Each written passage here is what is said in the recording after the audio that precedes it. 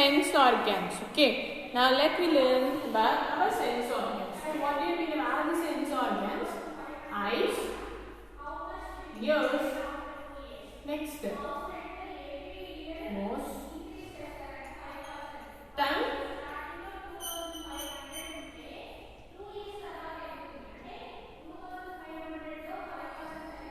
and final one is skin. Okay. On that, let me learn about eye. Okay. First about eyes. So through eyes we can be able to see surroundings. Okay. So in the very dark room we cannot be able to see. In the brightness of the sunlight we cannot be able to see through our eyes. Okay. In the dark room we can find anything else while we are coming out from the light. So what will happen? So our eye does not have capacity to recognize the things what have present on the dark room. Okay. Our sense organs. As we all know, we have 5 main sense organs: the eyes, ears, skin, nose and tongue. Okay. The sense organs have sensory receptors. Each type of receptor is excuse me.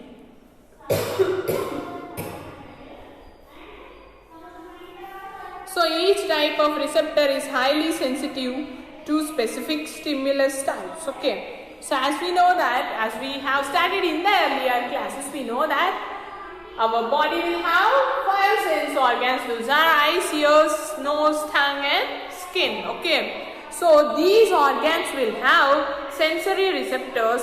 Each type of receptor is highly sensitive to specific stimulus type. So these will respond to the stimulus according to the receptors. Okay. So on that, let me learn about eye. Vision helps us to detect desired targets, threats and changes in our physical environment and to adapt accordingly.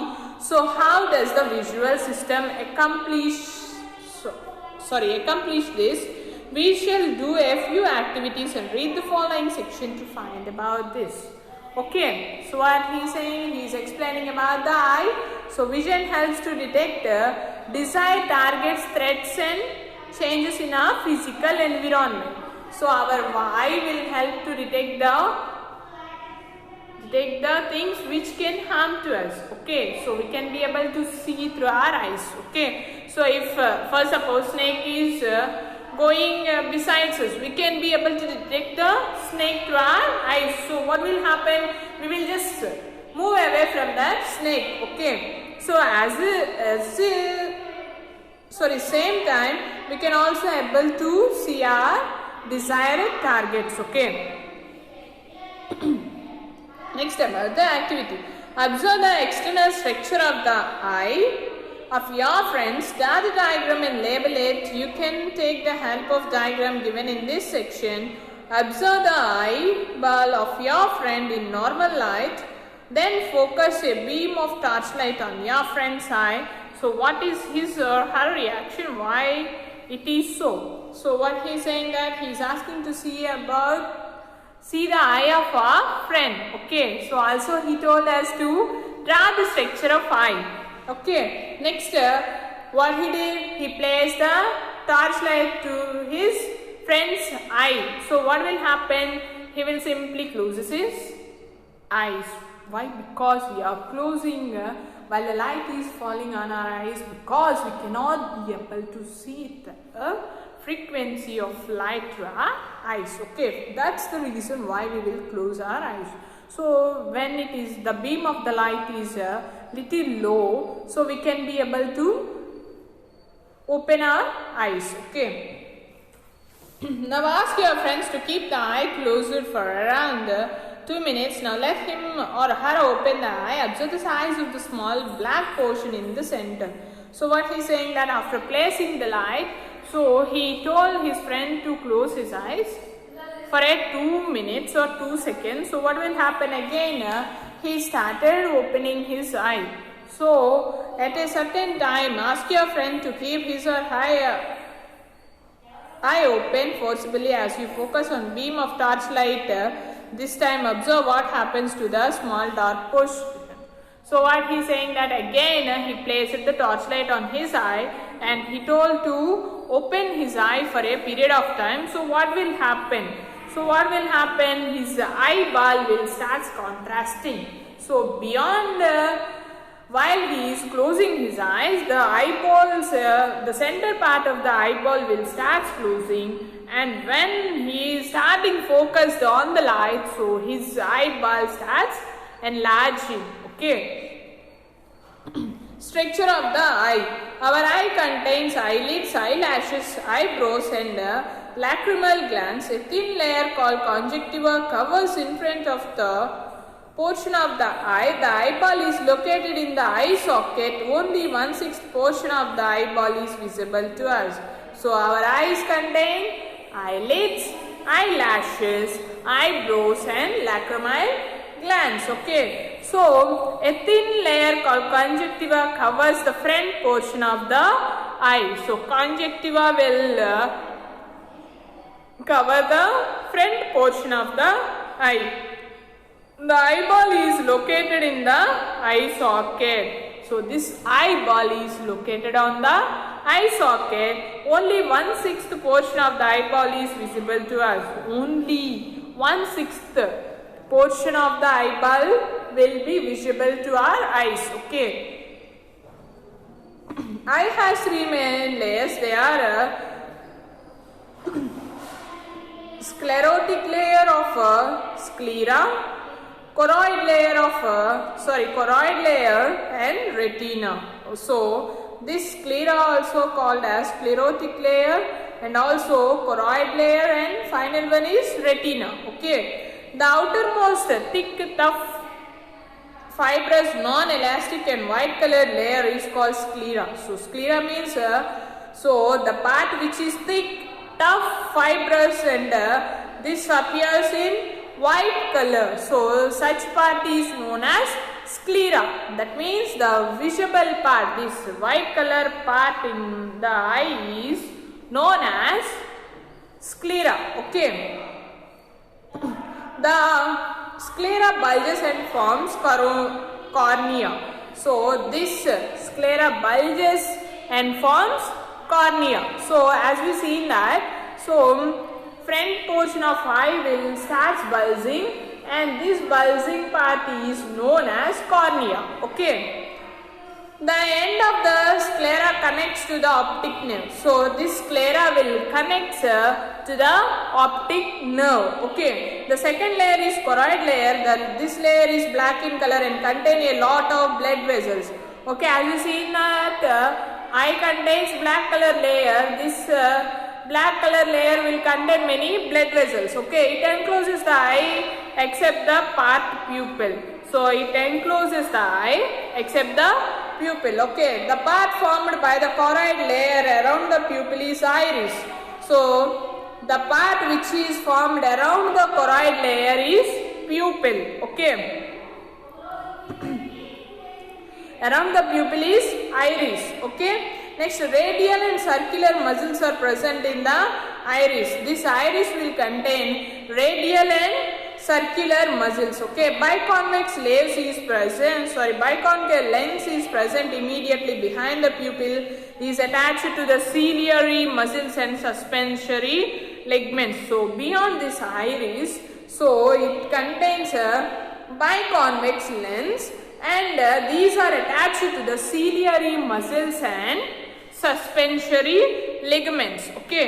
Next, the lens divided the inner space of the eyeball as aqueous chamber and vitreous chamber. Aqueous chamber is filled with water-like fluid, whereas vitreous chamber is filled with jelly-like fluid. Okay. The lens will divide the inner space of the eyeball as aqueous chamber and vitreous chamber. Okay. Aqueous chamber is filled with water-like fluid, whereas vitreous chamber is filled with jelly-like fluid. Okay. Retina contains the cells called rods and cones. This retina will contain rods and cones. Okay. the area of no vision called blind spot and the area of the best vision called yellow spot are present in the retina. So in the retina we can see that there is no vision called blind spot and the area of the best vision is called yellow spot. Okay. The yellow spot is also called as a macular fovea. This yellow part of the yellow spot of the eye is called a macular fovea. Okay.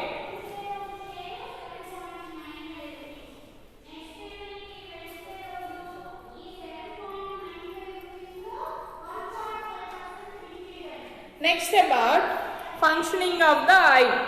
So functioning of the eye and that visual sensation. You might think of the eye as a sort of video camera that the brain uses to make motion pictures of the world. Like a camera, the eye gathers light through a convex lenses, focuses and forms an image in the retina at the back of the eye. Okay, so eye is a sort of the video camera, so that the brain uses to make motion of pictures. So for example, so we are thinking about the amoeba. Okay, so we will be able to find the amoeba structure, okay, through our eyes. So we can be able to, already we have seen the image of the amoeba, so our teachers or our elders or someone else, or we have participated in the quiz program or extracurricular activities, they asked us to draw the amoeba's picture. So what we will do, we will send information to the brain and brain will show the image of the particular organism and we can be able to draw that organism. That means already we have seen the amoeba with our eyes, we have focused on the amoeba's diagram and by focusing on it we can be able to draw the structure of the amoeba. Okay. So just as a camera, our light will gather light, eye will gather light and it focuses it and it forms an image. So while we are seeing a particular object, for suppose I am observing the diagram of a ball, okay, or balloon, etc. So what I will do, I will clearly observe the object which was in front of me. Okay, I can be able to see that object and I can declare a very little information regarding that. I will focus my eyesight on that eye and for a period of time I can be able to explain about the eye and also I can be able to draw the diagram of the eye. Okay. The lens turns the image left to right and upside down. So what will happen here? I can be able to see the right portion, left portion, up and down, the structure of that particular object which was in front of me. Okay, I can be able to capture that object through my eyes. Okay, using my eyes. The visual reversal may have influenced the very structure of the brain, which tends to maintain this reversal in its sensory processing regions. Thus, most information from the sense organ process over to the opposite side of the brain. Likewise, maps of the body in the brain sensory areas are typically reversed and inverted, but while a digital camera simplified forms an electronic image. So what is happening here? Through my sensory impulses and sensory nerves, I can be able to capture the picture of that particular object, and by using camera or video cameras, so we can be able to capture the image through the electronic so we can be able to simplify the electronic image, but in our body we can store the image on our brain. Okay. The unique characteristics of the eye that makes it different from other sense organs lies in its ability to take the information from light waves, then transform the characteristics of light into neural signals that the brain can passes. So what happens here? The unique characteristic of the eye that makes it different from other sense organs. So beyond the other sense organs, the eye is unique nature. So it contains unique characters. Okay, it is having ability to see the light. See the pictures in the colors or in the black and white. Okay, and also it is having capacity to transform the characteristics of the light into neural signals that the brain can passes. So it can also transform the light into the neural signals which is passes from the brain. Okay, this happens in the retina, the light sensitive layer of the cells at the back of the eye that acts much like the light sensitive chip in a digital camera. So this retina, so what its function, the function of the retina is the light sensitive layer of the cells at the back side of the eye that acts much like the light sensitive chip in a digital camera. So the retina contains very sensitive layer of the cells. Okay, that cells will act as a light sensitive chip in the camera. Okay, as with a camera things can go wrong. For example, the lenses of those who are nearsighted focused images short of the retina. In those who are far-sighted, the focal